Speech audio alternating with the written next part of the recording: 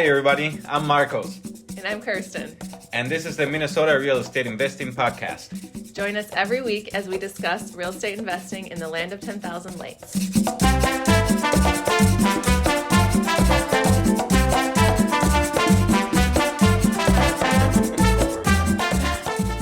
Hi guys, welcome to today's episode. We're here with Daniel Degollado and with Mari Ferrusquia.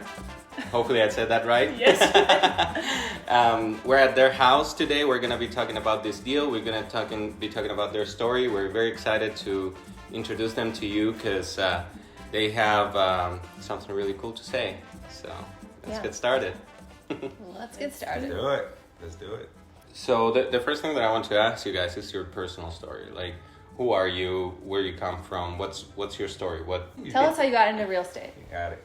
Yeah. Well, my story starts where I was living in Mexico. I lived there for 15 years. And then when I moved here to the United States, we didn't know each other yet. But basically, I came here and started a better life, better education, better schools. I was impressed by the public schools here are like so much privilege in this country. So I knew there was opportunities, right? Like people come to this country for that. What I realized is after some time, or after overstaying my visa, like I'm 15 years old, right? Like I don't know about foreign policies and visas and passports and all that stuff. So eventually I realized, hey, I'm an undocumented immigrant. I can have a job, I can have healthcare, I can have basically the privileges of driving and the privileges of people that were born here. And not having a job was probably the hardest one because I would apply and then just pretend like I was a citizen, but then they would look no because I didn't have anything. It's like, can we do something about that? And I was like, no, we really can't. That's illegal, man. Come on. Yeah.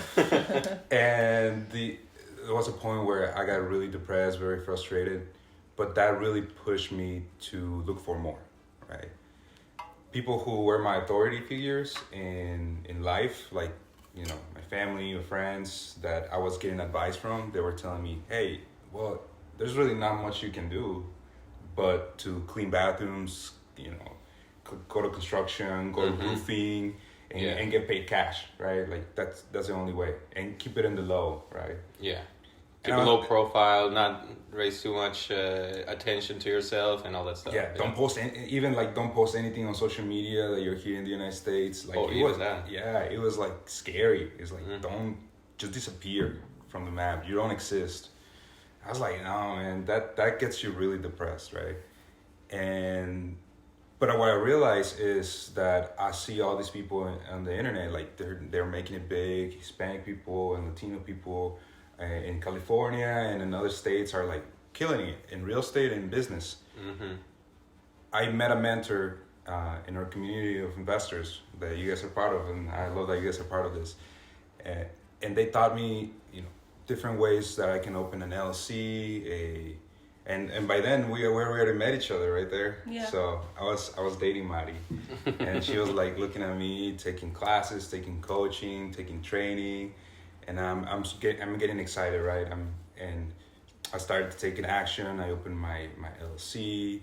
I was able to make a wholesale, even though I was undocumented. I was able to get a check for $10K, man. $10K. You know what we call that check? Yeah. You know what we call that check? What do you call that check? We call that check the shut up money. You know why? I love it. Why? You guys know why? The shut up money? The I shut do, up money. but Explain. The shut up money is because I was able to go with that check and show it to the people who were telling me to keep it on the low, to not do things right. Yeah. Like, And you said I could show be a dishwasher? Yeah, exactly. Here's it, shut up money, you know? Yeah. And that was huge, man. That just freed me. And that is basically why I started in real estate, because it's truly freedom. Yeah. And we can talk about this house more, but you want to talk about your story? Yes. So I got interested in real estate because of Daniel, because before him I never thought about it before, never. So before I met Daniel, I was so focused in school, and getting my good grades and, you know, singing, because I do sing. And I was going to all these different contests. I even got the huge opportunity to sing on stage with Mana because I won a contest. Did you really? Yeah, That's awesome. yeah. So that was a dream come true for me. It's one of my favorite artists of all time. Since I was little, I remember my dad, he was like in the house in Mexico, in our house, and he was always playing that music while he was doing exercise. Mana? Yeah, always. So my dad is a big fan of Mana. So when I had the opportunity to sing with him on stage, it was like a life-changing experience for me that I'm gonna be able to tell like my you know, mis nietos. So, Your grandkids. if I do have any. So, and I feel like when I first heard of real estate, I wasn't like, oh, I didn't think it was that exciting. I don't know, I just didn't, to be honest. That's true. Yeah. But then, as time went on, I mean, I know I can, if I focus on something, since I put my effort into it, I know I can do things, right? Because anybody can. Yes. Yeah, I mean, you wanted to sing, you ended up with Mana. Yeah. I mean, Yeah. Yes. And that was like the shut up for me, for people too, because people would tell me, you think the artist world is really difficult and this and that, and you are now gonna make it, blah, blah, blah. And then that was like a shut up moment for people, you know, as well, like Daniel said. So it real estate kind of I started getting interested when Daniel told me, you know, he was like, hey, you know, you can look at it this way. You can, you know, maybe watch profits and maybe learn more about, you know, how you can build your business, your music business, and, you know, that can help you maybe like it a little bit better. So when he mentioned that, I was like, maybe, you know, maybe you're right. Yeah, it's funny that you mentioned that, because as an artist, as an artist, you're focused on the art part, but not on the business part so much. Yes. So, and I understand, because I'm an artist too. I used to sing and play guitar and bass guitar and all that stuff. And you're focused on making music and all that stuff. And then you forget, oh yeah, I have to make money with this. Yeah. So how are you going to set up the business? How am I going to, if I don't have no money? Yes. So I come from a family that, like a traditional family, when it comes to the financial aspect, like they just think, oh, put just money in the bank and then spend it and that's it, right? You don't really have to worry about nothing else. But then when I met Daniel, he changed my mentality, and it's still changing. It's hard for me to like believe that, you know, this is the right thing to do, and get away from that scarcity mentality of like, oh no, like even when I go to a store, still until this day, I go to the store and we were just there like a few days ago, and I'm like, we got into a huge argument because I was like, oh, that's too much. Like, why did you spend it on this? Like, are you kidding me? Like, that we're not, what if we don't even use it? And where are all the receipts and blah, blah, blah. We need the receipts, like, in case we need to return. I was getting anxious, you know? Yeah. And because I'm a really intense person, like, soy intensa, you know? Like, in dramatica too. So I'm like, oh, you know, like, God, where are they? And then Daniel was like, calm down, you know, we got this. Like they say that behind a great man there's a great woman, or behind a great, or vice versa. So when I saw him, I'm like, okay, he even though we got mad at each other, I mean, I understand that he has that mentality of, he wants to get out of the scarcity mentality, and I understand, and I have to try my best, because it's gonna help me too in a lot of aspects in my life. So I really appreciate Daniel for helping me with that. And that doesn't mean that you're not buying things that you like, or, you know, that doesn't mean you're spending all your money. It's just like a financial intelligence, like, okay, like Rich Dad Poor Dad we talked about in the last podcast. Okay, my assets need to cover this liability, you know. Yes, not falling into the materialistic world, like that you want to the newest this and that. Right. No. I have a $120 phone right now. Like, do you really think I care? I don't care. Yeah, I talked about that last time too. My phone is 7 years old, so it doesn't matter. And you're so focused on your goals and where you want to go that, like, those things don't matter. Right. These boots were $20. Yeah. Just so you know. They don't look like it. And I've had them for so long. I bought them at the thrift store. So, I mean, whatever works, you know? Show them to the camera. 100%. There we go. I'm just kidding. No. I love thrift store. I love Facebook Marketplace. Like this rug is beautiful. Yeah. You know, like Yeah. That's good. Yeah, with clothes especially. I mean, of course, I'm a guy. I'm not a woman. I'm not like super worried about it. I mean, you can tell. But I try to buy, like, I think these shoes were the first shoes that I actually bought full price ever. Oh, wow. Because I feel a little bit more comfortable now. And she was like, you need new shoes. You know? And she's the one that pushes me. And she's like, but I don't want to spend the money. Yeah. And then, now I'm realizing I probably need some new shirts too. Yeah, because if you buy, like, there's another thing to be said about buying good quality things and, like, not needing then to buy that same thing in a year or two. That's a great idea, too. Yeah. Mm-hmm. Can you believe, you guys are going to think this is crazy. These boots are Bianca Trump.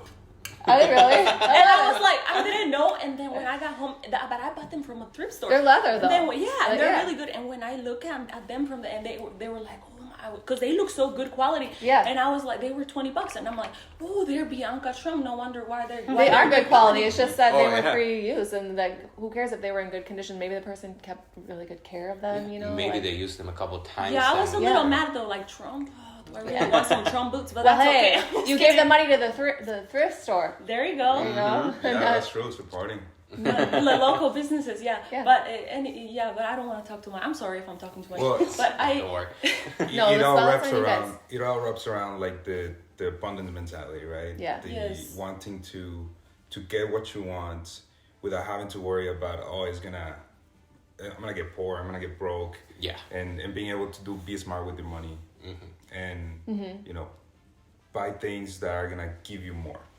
Yeah, and it's a learning process too, like, because I think a lot of people in this business are super into this abundance mentality, because it is a thing, like, when you notice that fear coming up in you when you're about to buy something, or like even when taking a risk buying a home, like, you can let that fear come up, or just notice it and then be like, wait, like, everything up until now has worked out for me. And like, I don't need to be scared, and things will work out. And it's like having that faith and trust that they will continue to work out. And it's just, noticing that fear, like, well, what if they don't work out? Like, it's just a human thing, and we're always working on it. It never ends, It never ends, yeah. I do want to mention one more thing, if that's okay. Yeah. My parent, every time I feel like I'm traumatized. Like, to be honest, like, no kidding. Like, when I was, all my life growing up with my parents, there was always one thing or another. When we would go to the store, my mom would always be like, hey, and I know this is a story of a lot of people. Like, I've heard it a lot of times. Like, probably. So I, like, don't buy this, hija, don't buy this because, do you really, do you really want to spend that money on that? And she will kind of like create that fear in my heart, Yeah. And I still have that. Yeah. I still have that. And she would not just do it one time. She would do it almost every single time we would go to the store. Yeah. Yeah. Yeah. So that, And that's a scarcity mentality. Yeah. It's a mentality of like, well, why would you spend your money on that? Like, do you need it? We don't have enough money to buy that. Like, are you sure you want it? Because you're gonna get this toy, and for me it was toys when I was a kid. Like, you're gonna get this toy, but then there's nothing for your birthday, or bye Christmas type thing. It's that because you want it now. Okay, we can do it now, no problem. But later it's not gonna be anything. You as a kid, like they put the burden of making a financial decision that's not yours to make, and that's traumatizing. Yeah. And that's something that you have to let go of in order to be able to be successful too. Yeah. Yeah. I like that. Yeah. And most people have that. I mean, it's Yeah. At all levels. to get through. Yeah. Rich people have that. Like some rich people have that scarcity. That's scarcity mindset, even though they're making millions of dollars a year. They're still worried about money. Right. Yeah. They think more money, more problems. It right? is. It's Exactly. true. Oh yes. Yeah. That's some mentality right there. Yeah. Robert Kiyosaki talks about in the book Rich Dad Poor Dad. He talks about how parents tell their kids, no, because I don't have money. Like, you want to buy me this? No, because I don't have money. And then you're like, oh, we cannot have it because there's no money. Or let's Right. not buy these tomatoes here because they're 50 cents less in this other store. Like 50 cents? Are you kidding? Like, Are we and money gonna- is the enemy then. Yeah. Yeah. Yes. Yeah, exactly. Yeah. And money is the enemy, so therefore we can have stuff. Exactly. Instead of saying, oh, well, let's find out the way. Let's find a way to get it. Yeah, you totally. Know? Yeah. Isn't that something, I mean, at least I had to overcome that too. In Argentina, there's this battle against money and wanting to get rich and wanting to accumulate wealth. And like, that's a bad thing to do. Even I think in America or, United States, because America technically is all of it. Yeah.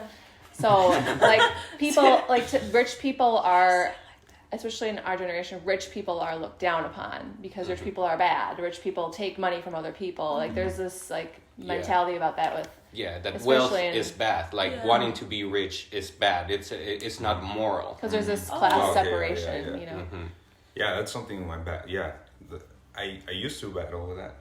I think my mindset is at some, I wouldn't say proficient enough where I'm an expert in finances and I'm like super good. But I think I don't struggle as much with that anymore. I used to. Yeah. I don't think, I think I used to think that way too. That the rich people, the wealthy people, they're mean people. They just want to take all the money from us and don't give anything to el pueblo. The people who, the farmers, the people who create this empire that we're in. And like we need to be grateful to them, and they're not being grateful. These mean people, But then I changed my mentality on that as I became more mature, because.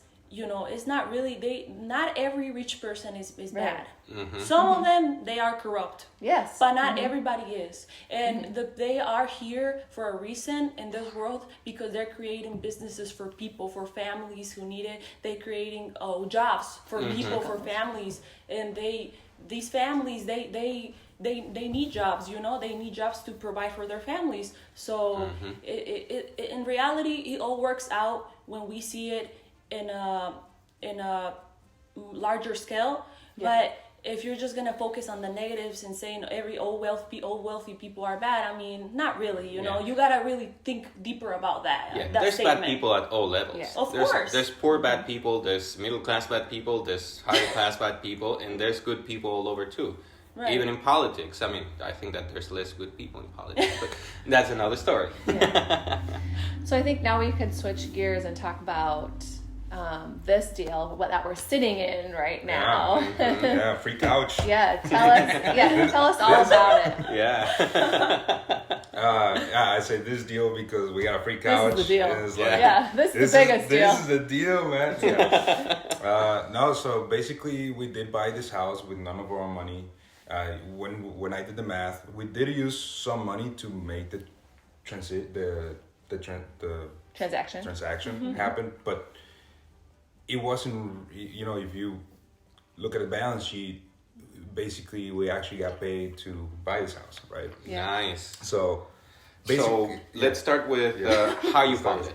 How we found it. So I was just sitting at my house one morning and I was like, man, I need to buy real estate, right? And I was already throwing offers. I had 2 properties on the contract right there. I was looking to wholesale them.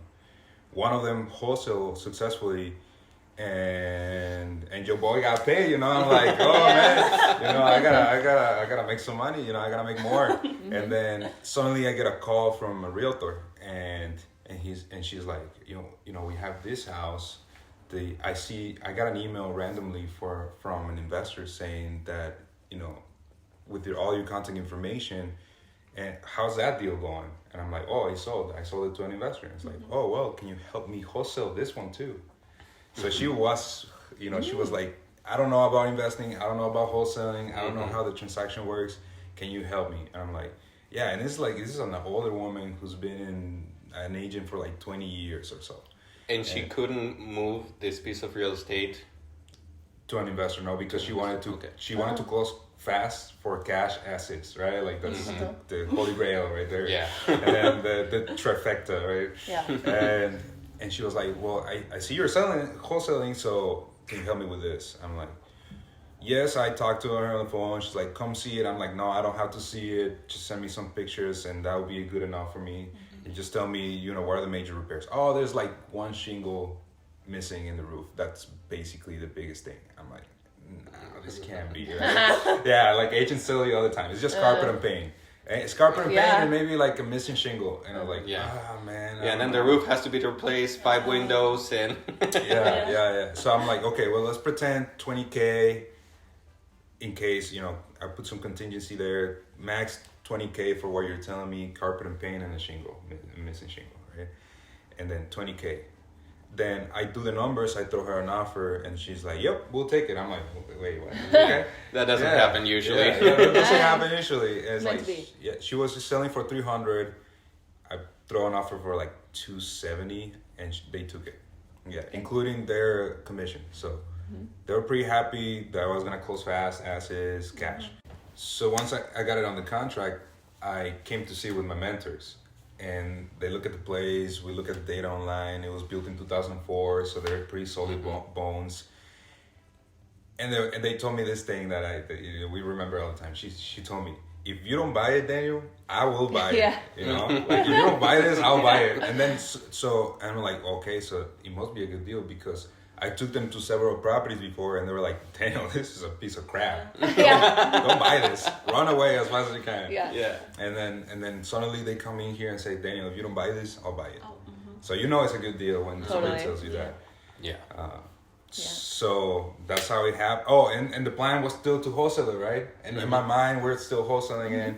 And then suddenly it's like, well, now they're telling me that if I don't buy it, they buy it, right? Then I was like, okay, let's put something together. I start making calls to Steve. Like, Steve, we gotta close. Steve is the harmony guy. We gotta close this deal in a week. And he's like, what? Dude, in a week? And I'm like, yeah, man. And it's like, well, we need an inspection.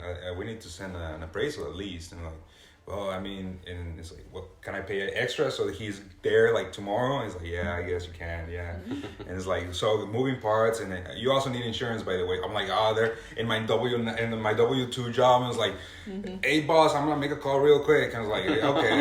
It's like, oh my god. And then I'm calling the insurance company, and then my boss is looking for me, and I'm like, so I'm doing all this, juggling everything.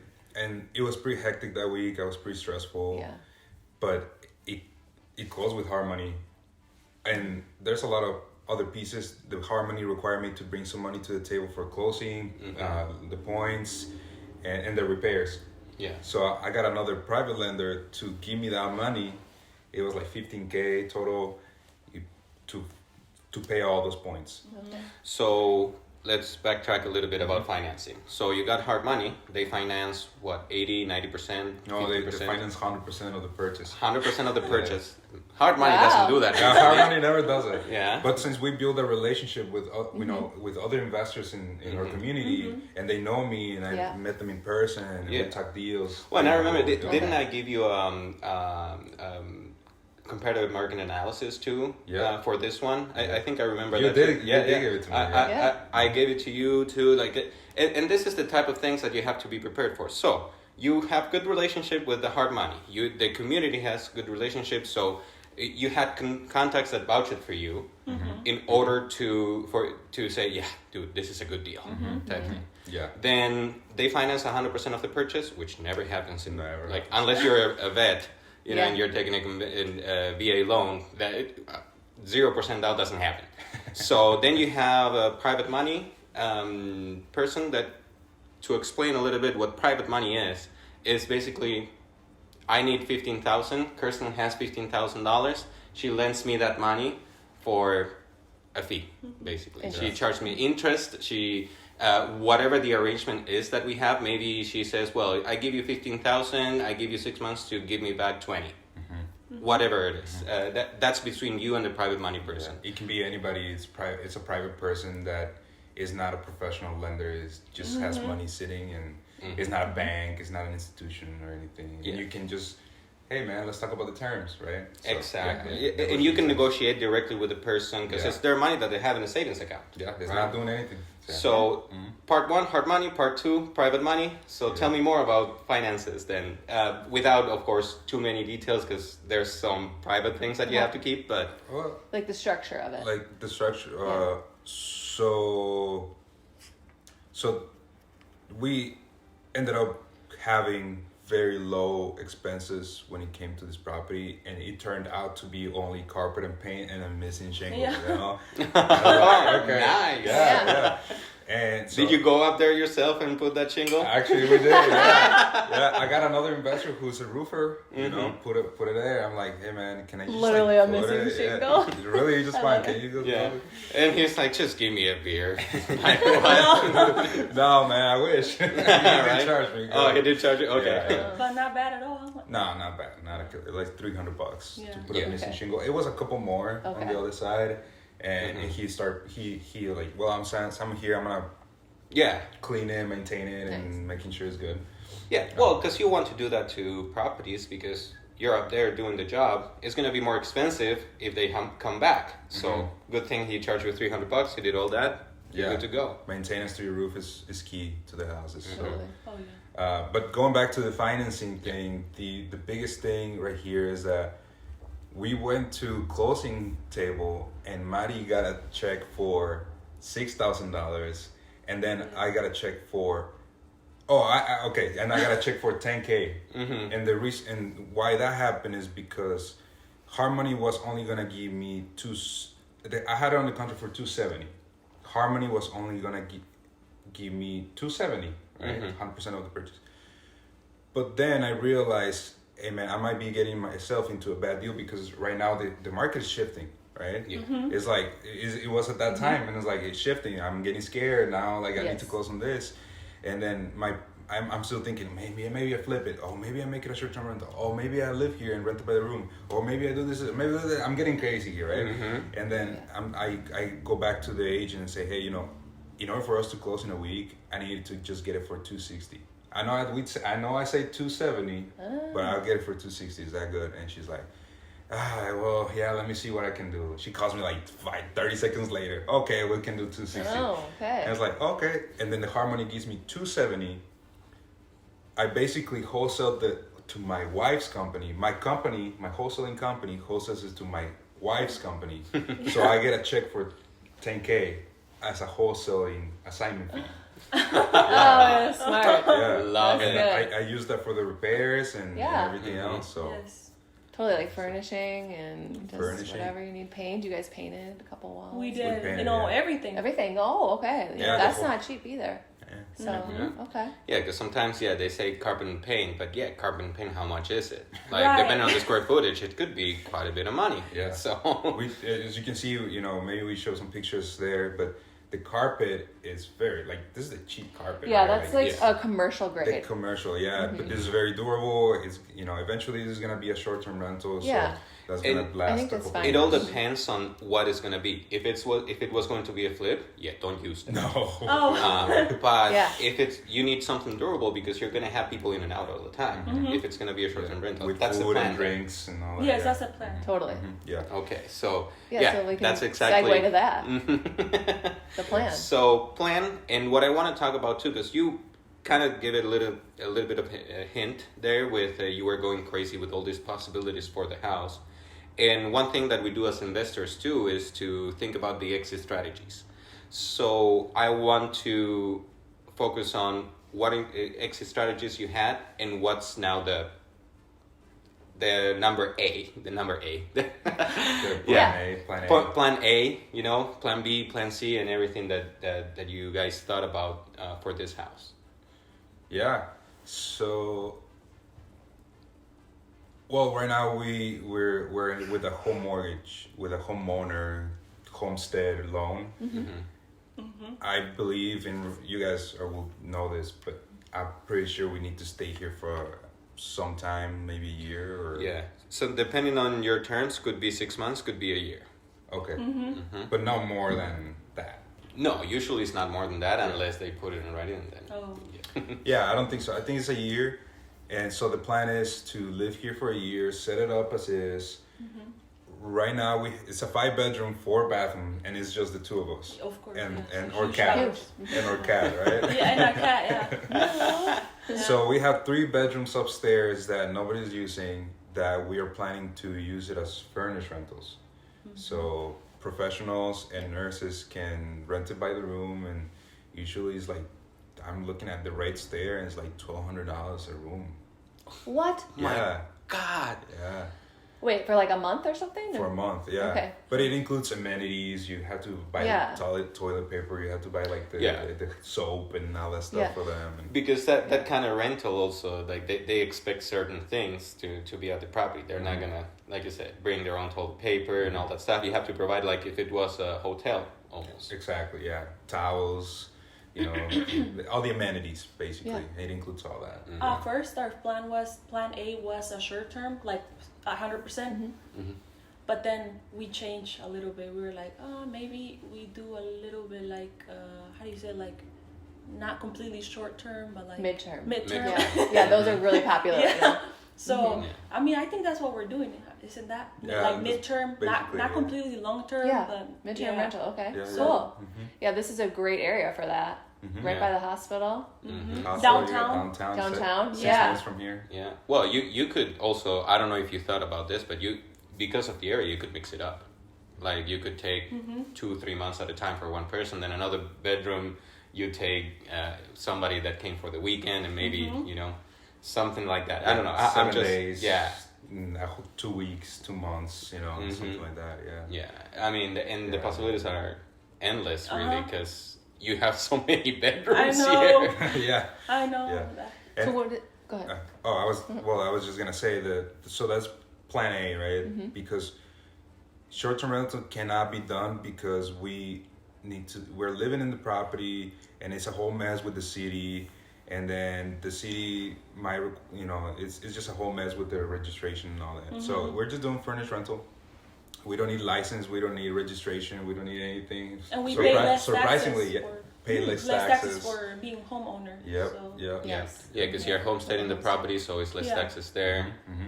Nice. And then plan B. So there's no plan B. Basically, that's plan A. Yeah. We're just executing it right now. We're just following it. But in a year, we have different visions. We are either planning to do a short-term rental for the whole house. Or we keep if everything goes well with furnished rental, then we keep doing it. Now we have 2 bedrooms downstairs that they can also be part of this furnished rental. Another one is that I can just do the whole long-term rental for the whole house. I mean, 2 families can live here comfortably, Yes. And maybe 3 if you're Mexican. Maybe 4, Yeah. Sometimes 5, honestly. And they'll be happy to pay $4,000 for the whole house. It's a big house. Yeah. And so that's another plan. Another plan would be to do some sort of lease option or contract for deed, or the sky's the limit when it comes to being creative here. Yeah, and you got it for such a good price. I mean, depending on where the market goes, flip it maybe wouldn't be an option, but you're not thinking about getting rid of this house. No. You want to hold this, right? I want to hold this for like 20 more years. It's a very solid house. So, are you guys going to refinance? Because you're with hard money. Are you going to keep... You already did? So we did, yeah. Oh. And this is fresh too. I love bringing fresh things to Let's hear about that. podcast. Yeah. So you want to talk about refinancing? I guess. Yeah. What's her name? Dawn? Oh, Dawn. Okay. We know Dawn. Yes. Dawn, she's a loan officer, but in this case, I guess she was our broker, right? Yeah. Mortgage broker. Mortgage broker, yeah. So, I mean, I don't really know much about the exact details of what happened and the paperwork and blah, blah, blah. But all I know is Dawn was a broker, our mortgage broker. She helped us with the refinancing process, and she sent us all these documents to sign, where he explains like the amount of the year, borrowing and all these different things, the interest, and we just had to sign it and keep in touch with her, all of our information, personal information, and we were just exchanging emails. And we went to the title company just last when was it? It was like Tuesday. Tuesday. Oh. Tuesday. We went to the title company. Nice. And she showed up like out of nowhere. We didn't even know she was going to be there. Dawn. Oh. But she just showed up, and the guy there, like the guy who was helping us with the paperwork, the closer, he said that 1 out of 1 out of 20 people, or one Of broker 1,000. or how many? 1 of 1,000. Yeah, 1 of 1,000 show up. That it's really interesting. rare for brokers. Yeah, we've to never show had a there. mortgage broker show up at a No. closing. But she showed there. Sometimes, as agents, sometimes we don't go depending either. on, you know, what the deal is. So. Yeah. But I don't know. I feel like Daniel would like know more details than me. Yeah, tell us about the type of loan it is and And how you It's- refinance from hard money, Yeah. private money into conventional? Conventional. Yeah. Conventional? Okay. Yeah, conventional. I think they call it something like a rate refinancing. Is that what it's called? Rate refinancing. So did you? There are several It's different not- it's products. not That's ca- one of them. Yeah, it's not cash out. It's basically just rates. So basically, what happened is I'll say, Don, you know, we need a mortgage that, you know, I just want to pay my liabilities. I want to pay my hard money and my private money. I don't care. She was like, oh, you can get the repair money back.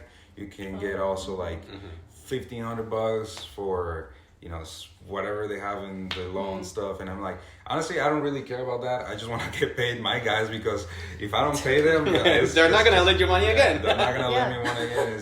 Honestly, that's the biggest thing. If I don't get my repair money back, like, I'm good. I mean, it's here. Yeah. Investment is here, right? And so it happened. It appraised enough, so I was able to pay the hard money and my private lender, which I was happy, and barely made it to cover some closing costs. We did have to bring like $2,000 to closing costs, but like, again, if you look at the balance sheet, it's this money that I already got before, right? Sure. Like that money is from like my wholesale assignment fee. For this same house For that this you same wholesale house. to yourself. Yeah. Yeah. So, yeah. No, That was a really quick- My company wholesale To me, my- to me, Yeah. Exactly. Yeah. Wow. That was quick. Like you guys were financed really quickly. Yeah. That's awesome. Yeah. I mean, in just cosmetic updates, not so much, and it appraised like $40,000-$60,000 more. Yeah, Yeah. I know. Isn't it crazy? You Yeah. like wholetailed it sort of to yourself. yeah, exactly. Yeah, that's awesome. Yeah, and the biggest thing that I would say when it comes to doing this type of strategy is knowing how to look at a loan disclosure. Like, you need to be proficient in looking at loans disclosure, because I was done. I want a loan that doesn't have prepayment penalties. I don't really care about the rates, because this is what we can talk about, velocity banking. Oh, yes. Being able to pay this fast. Instead of 30 years, I'm gonna be paying this mortgage in 7 to 9 years. So the interest don't matter a lot. So at the the interest end. doesn't really matter. I just wanna pay my guys, and I don't want prepayment penalties. And then she's like, okay, I think we can go with conventional, this rates refinancing, whatever they call. And that was huge for me. I was like, oh, I'm looking at this question, it's like line by line. Okay, this is good. Yes. Okay, okay, this is good. So education, you know, you tell your mortgage broker what you want and what you need, and because if you don't, they're just gonna give you the one that works for them. you Yeah, know? for sure. Yeah. So that was huge. So okay, so you're gonna pay this off, and you said 5 to 7 years. 7 to 9 years. 7 to 9 years. 7 to 9 years. So okay, that makes me think about your monthly payment, and will you guys still hopefully cash flow when you're doing the midterm rentals? At least a little bit, or break even? I feel like break even at the moment. Okay. Yes, we're breaking even. Yeah, if we have full capacity, it's breaking even. Yeah. Okay. But I mean, we're gonna be living for free too, because we're gonna be downstairs. So, and we're gonna be able to like manage if there's anything that needs to be done here or whatever. Like 2,000 a month, 2,000 something, right? A month, or 2,000 for the mortgage we have to 2,000. pay. It's like Yeah, it's 1,950 basically 2,000. something. You know. Yeah. Yeah, and that's the thing. Like, That's you're good. investing, you're still living here, you're house hacking. That's basically what house hacking is. Yeah. You know? And that's worth it. That's such a short period of time, and then in 10 years, you guys are just this is gonna be a cash cow. Yeah. Excellent. Yeah. You know? Yeah. Yes. Yeah, and by the time we're like 35, we have a free. By the time and you're our clear- age. by the time Oh we're my 35, we have a house free and clear. And Yeah. it's cash flowing. Hopefully, the market is way better, so this Yeah. house is gonna be worth $500,000. Hopefully. Right. Right. Refinance again. It's like, no. Yeah, refinance again, do another cash out. You invest in other stuff. Yeah. You know, Yeah. diversify your portfolio. Or as simple as just put it as a rental and have $3,000, $4,000 just cash flow every month, replacing our income. You know, that's huge. And Yeah. we're building equity and Totally. Yep. not Great just investment. throwing money anywhere. You know. Yeah. So. 100%. Yeah. That's why we do this. It's the real estate is not something that. In our last podcast, Miguel Lopez said something that it's really truth, and probably we're going to keep on saying it. Somebody that bought a house 15, 20, 30 years ago for investing, they don't regret it. If you still hold it today, you're not going to regret it because even though prices fluctuate, they always come back up and they never go back down as much as they were before. It's just plain and simple. Yeah, that's true. That's true. And you can find deals in every market. Like right now, you can find properties at a discount, and they're gonna go up in value, like you said. I do remember you say that to Miguel, and you know, I'm glad to say that I have you guys and the community of investors that we're into, that we have these deals like pretty much going, and we'll be happy to say in 10 years something like, oh, you know, remember when the recession in 2022? I know, I bought houses, man, and I was like making it rain right now. It's gonna be weird looking back at this time, because I think we are in a very historic time in real estate. And well, obviously it'll be 2020, hindsight 2020 when we're 5-10 years out from now, but I mean, I'm proud of us, all of us, for just we keep buying things, you know, we don't let it stop us. Like it could be really discouraging, people starting in this market. Marcos and I started a couple of years ago as realtors in this market, and it's not easy at all, but you just keep going.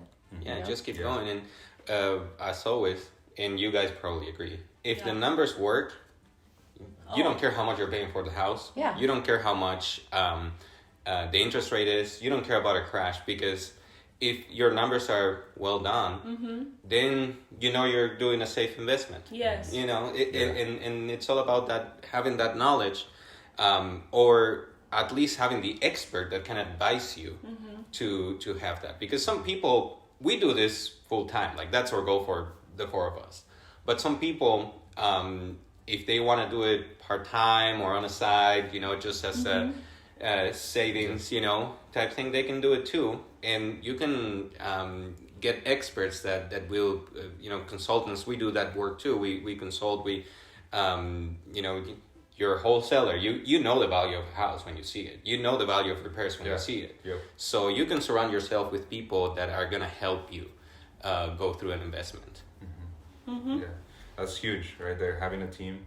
You know, I got my coach, I got you guys, killer, superstar realtors, and seriously, when I want something like, when I want reassurance about the market and when I want reassurance about a house, I call you, man. Yeah, and that's huge.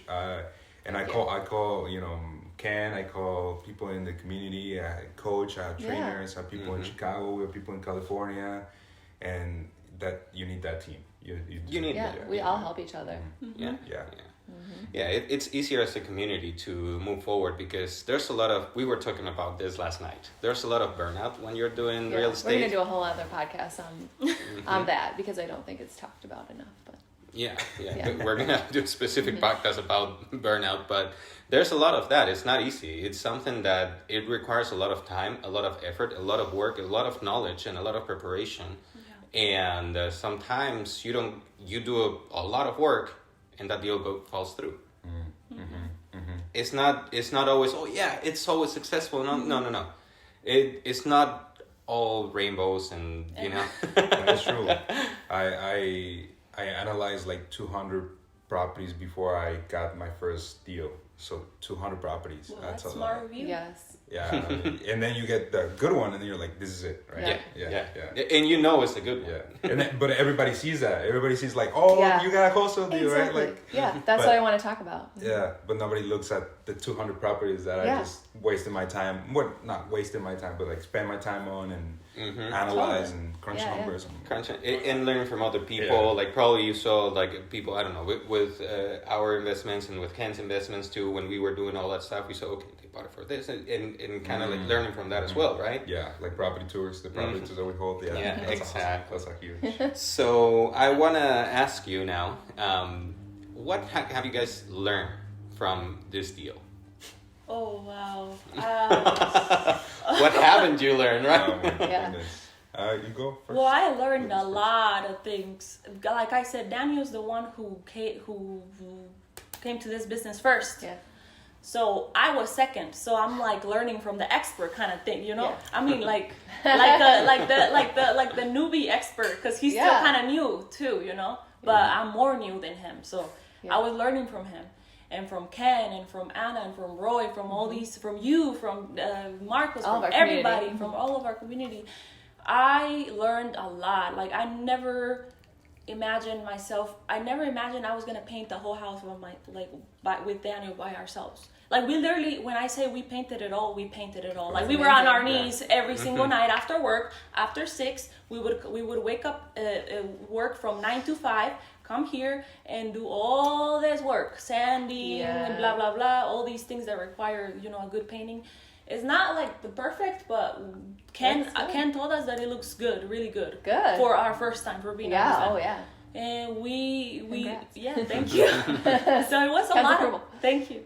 So it was a lot of work, a lot of effort, a lot of knowledge, a lot of nights of like sleeping until like 3 or whatever, but it was worth it. And we painted the deck, and you know, I learned that you have to, when you are a you know, person of color, you do, when you start comparing yourself to you know, to, for example, a white privileged person, right? And I don't want to make it too deep or whatever, because I mean, it's not about that. But when you compare yourself to a white privileged person who already have inheritance, you know, and you know all these things, and their lives are easier in a way, you don't want to compare yourself too much, because at the end of the day, we are all working hard, you know, and and you don't have to compare yourself to others. Yeah. But I do think that it is a huge difference, though. Like. Me, even though I was born here, I don't come from a rich family or you know what I mean. So I did have to put in physical work and you know all these different things. Yeah. We saved ourselves like $6,000, you know, by doing a lot of things ourselves. Which in the future maybe this might change. Maybe we will get better and better, and we wouldn't need to put a lot of physical work. Yeah. But I learned a lot, because this makes you be grateful, more grateful. When you start from the bottom, and when you know that you were on your knees and that you painted this, and then you see the results, it makes you feel so proud, it makes you feel grateful, and you like enjoy life so much, because you're like, oh my God, like I did this, like with my hands I did this. And it's and then you can tell people out there, you know, when they're the people who are starting like you can tell them, hey, I was in your shoes, man, or woman, or whatever, you know, like. Yes. So I learned a lot. We went also. We kind of tested the area, you know. We went around during the night and the day, and we were like walking around to see if it's safe. Yeah, because like if we get killed or robbed, like it's not safe, you know. Well, nice. And one thing I learned too is that the trees at the back, they add value to the property. 2 of them. The guy who came he knew a lot about. He was a professional, because he has a professional business for tree removal. Yeah. Tree trimming. Okay. Yeah. So he told us that it actually adds value. So we were like, I guess we're not cutting them. I mean, just trim them, you know, or whatever. But make them safe. Yeah. Yeah. Unless it's like a hazard to the home, definitely always keep trees, because they just add a lot to the property. Well, I learned a lot of things. I learned that you know. Us as investors, we have more control than we think when it comes to our wealth and how a deal goes through. Like, this wasn't something that, let me just find a realtor and so they can find a home for me. And please figure it out, the loan, and please figure out everything else, right? Yeah. If you do that, you're just going to pay retail, you're just going to do all that. But I realized that being an educated investor allowed me to have more control of how the deal goes, and even control on how much this got appraised, right? Like you influence the appraisal too. You influence the appraisal because the lender wants to give you the loan, So they, you know, by saying, hey, lender, I want the liabilities paid off, they'll just give you enough to pay those off. You know, right? They push that a little more to just, okay, then we want to give you the loan. It's not huge, and here's your liabilities paid. And still, you know, I feel like I have control of my wealth. I have control of my future wealth, and that is huge. Another thing that I learned a lot is it's more like a personal thing with Mari. You know, it got us closer a lot, but it also got us into a lot of fights. Like a lot. We understand about investing as a couple. It's hard. It's hard. Yeah. Dude, we're like so mad last night because of money. The scarcity money. mentality, Yeah, money is just and it's just like, let's kind of step back a little bit. Let's gain control again, and it has taught me to be a more mature person, if you say it like that. And I can see Mari that she's also like, we can see each other grow. You know, it's beautiful. Yes. Well, and you guys too, like it because we met in our mid-20s, and you guys are in your mid-20s. Yeah, a year before you guys. Yeah. That's awesome. We met and got married. Yeah, basically. So we're old. No. Young at heart. Young at heart. Yeah. But it is a lot of growth. Like when you do projects, when you do investing, when you work together, like we see each other 100% of the time, pretty much. Except of when a client, you know, maybe I go see a house by myself, maybe she stays with the kids, or vice versa. She goes to an interior design job that I have nothing to do there because I'm not an interior designer. So I stay back doing all the stuff or taking care of the kids. So those are the moments that we're not together. They were together all the time. And fights come up. Yeah, you have to learn how to communicate and like deal with each other's little quirks. You know, a lot of tolerance, right? Yeah.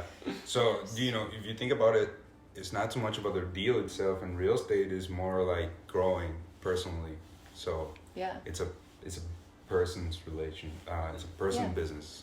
Yeah, this is like a lifestyle too. You know, like at least I think for us, it's like we love this, and this is our lifestyle. This is a part of who we are, and I think that's like that for you guys too. Yeah. You know. Yeah.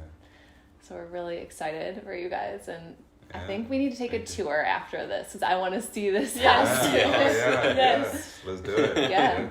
To wrap it up, what advice do you have for people that are in a situation, I'm fresh, I'm a rookie, I know that I want to invest, and that's all I know? The biggest thing that I would advise somebody, you know, there's so many pieces, right, that you can advise. Here's a little advice, here's a little advice. Yeah. But the one that puts everything together, it's getting professional training. You need to get professional training because that's where they're going to tell you who you need to have in your team, what kind of pieces you need in this whole puzzle, right? How to put things on the contract, how to buy properties on discount, how to talk to sellers. And every single little thing is just a piece of advice, but if you put everything together in a professional way, that's when you need to invest your money, that's where you need to invest your time. And the biggest thing that you can do is just get educated. Yes. Just get educated so you can have full control, so you don't depend on other people, so you don't depend on the government or anybody, just you. And so the business depends on you. Perfect. First step, education. Second step, your relationships. Yes. Yeah, be proficient at it because take action on the training. Whatever it is, wherever it is, you get your training. Don't get it from YouTube, get it from here, but also go a step forward, a step more, and get professional training, professional coaching. You know, get along with professionals who are licensed, right? Yes. So consultants, build your team. Yeah. I would say the same thing. The same thing because getting educated, yes, because you want in this business, you want to provide solutions for people, and you want to be able to grow, and to be able to grow, you need to know what you're doing and be educated. So yes, I do agree, education is the biggest part, and the second part would be the network. I mean, who you know, like who, because Daniel knew all these people, you know, we were able to do this huge project. So Yeah, So, exactly. Yeah. So, education, network, and action. Oh, the third action. That's a good one. Yes. Yeah. So never forget about action, because if you have all this education, you have all this network, and never do anything with it, you're gonna stay where you are. Yeah. Exactly. So, and if you need any help, you can always contact us. We have our contact information here. Kirsten and I can help you. Danielle can help you. Mari can help you. Investing is a community.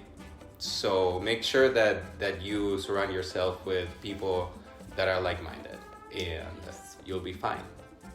Yeah, so thank you guys so much for sitting down with us today. Thank you for your time. We had a great thank you for having us. conversation, and you guys are inspiring to us. Aw. So we're excited for you.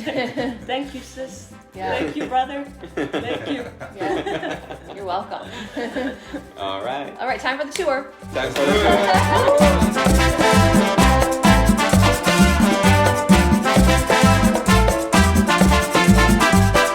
Thank you for listening to today's episode. We hope you enjoyed it and took some valuable information out of it. If you want to reach out to us with comments or questions, you can find us on Instagram, Facebook, and our website, milagrohomesre.com.